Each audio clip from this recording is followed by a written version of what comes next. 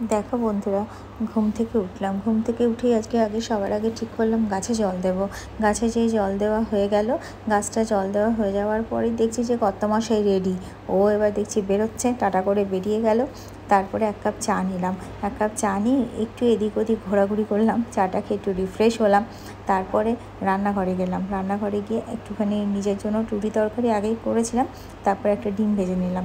নিয়ে এবার স্নান করে এসেছিলাম, এসে একটু সাজুগুজু করে নিলাম। সাজুগুজু করে এবার বেরোতে হবে। এবার বেরিয়ে গিয়ে আজকে দেখছি কি আমার ফ্ল্যাটের পাশে একটা পুকুর আছে, জানো তো, পুকুরটাতে রোদ পড়েছে, এত ভালো লাগছে। আজকে আবার একটু তাড়াতাড়ি করে গেলাম, একটু ফল কিনবো।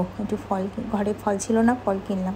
ফল কেনার পরে বাসটা ফাঁকাই পেয়ে গেলাম, সকালের বাসটা ফাঁকাই থাকে। তারপরে বাসে উঠে গেলাম, এই যে নামলাম, নেবে সিধে হসপিটাল ঢুকে গেলাম। আমার অফিস হসপিটাল ঢুকে গেলাম। ঢুকে গিয়ে তারপর 8 ঘন্টা কাটিয়ে বেরিয়ে এই যে বাড়ি এলাম। বাড়ি এসে একটু ম্যাগি খেলাম। ম্যাগি খেয়ে একটু রান্নাবান্নার পরে রাত্রিরে এবার ডিনারের পালা।